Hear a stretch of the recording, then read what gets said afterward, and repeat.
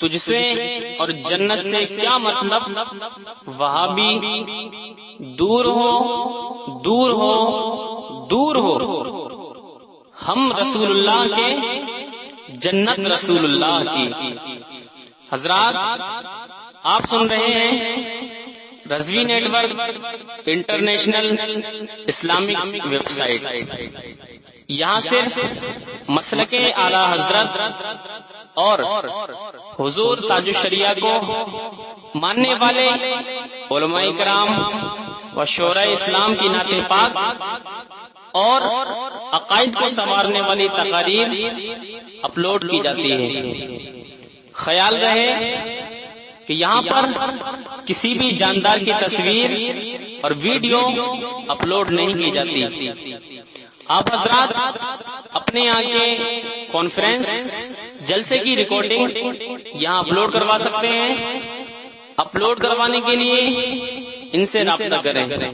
الحاج شیخ سجاد حسین Rizvi, what's app number 7857474416۔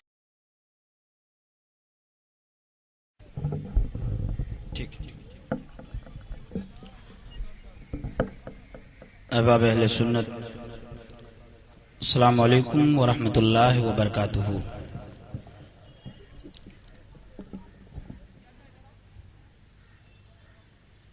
ایک صاحب کسی قبرستان سے گزرے اور انہوں نے وہاں کھڑے ہو کر سلام کیا، تو دیکھنے والے نے پوچھا کہ محترم سلام کس کو کر رہے ہیں؟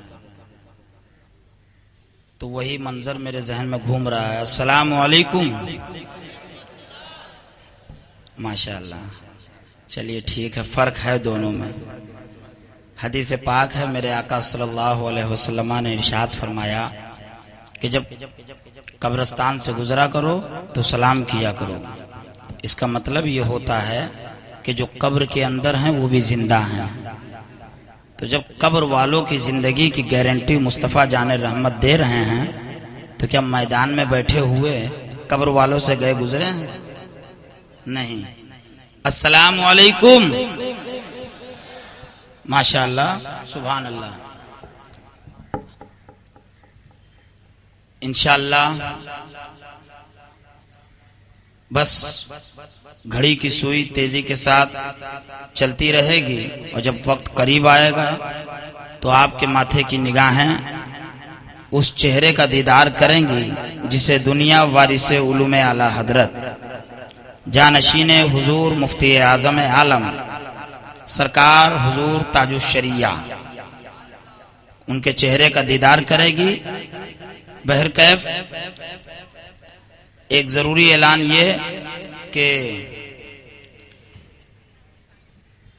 اگر آپ لوگ چاہیں تو موبائل سے اپنے گھر والوں کو فون کر کے کہہ سکتے ہیں، جو لوگ نیٹ یوز کرتے ہیں تو اس پہ www.sunniawaz.com یہ پلے کریں گے تو انشاءاللہ تبارک و تعالی اس پروگرام کی آواز انہیں سنائی دے گی۔ وہ پورا پروگرام سن سکتے ہیں، کیونکہ دیکھنے کی اجازت تو ہم نہیں دے سکتے کیونکہ یہ تاج الشریعہ کا اسٹیج ہے، اور الحمدللہ تاج الشریعہ کسی عام شخصیت کا نام نہیں ہے۔ تاج الشریعہ اعلی حضرت کے اس وارث کا نام ہے کہ جس نے پوری زندگی دین کی خدمت کے لیے وقف کر رکھی۔ تو حضور تاج الشریعہ کا ہر قدم شریعت کے دائرے میں مستحکم ہے۔ اللہ کے پیارے رسول صلی اللہ علیہ وسلم کی حدیث مبارکہ، اِنَّا أَشَدَّ النَّاسِ عَذَابًا يَوْمَ الْقِيَامَةِ الْمُصَوِّرُونَ، قیامت کے دن سب سے سخت عذاب ان پر ہوگا جو فوٹو کھینچتے اور کھنچواتے ہیں۔ تو بہرکیف جب صراحت کے ساتھ میرے نبی یہ فرما رہے ہیں تو اب حق گو عالم کی اتنی ہمت نہیں ہو سکتی کہ وہ معاذ اللہ رب العالمین حدیث پڑھنے کے بعد نظر انداز کرے۔ جو حق گو عالم ہوگا وہ اتنی جسارت نہیں کر سکتا۔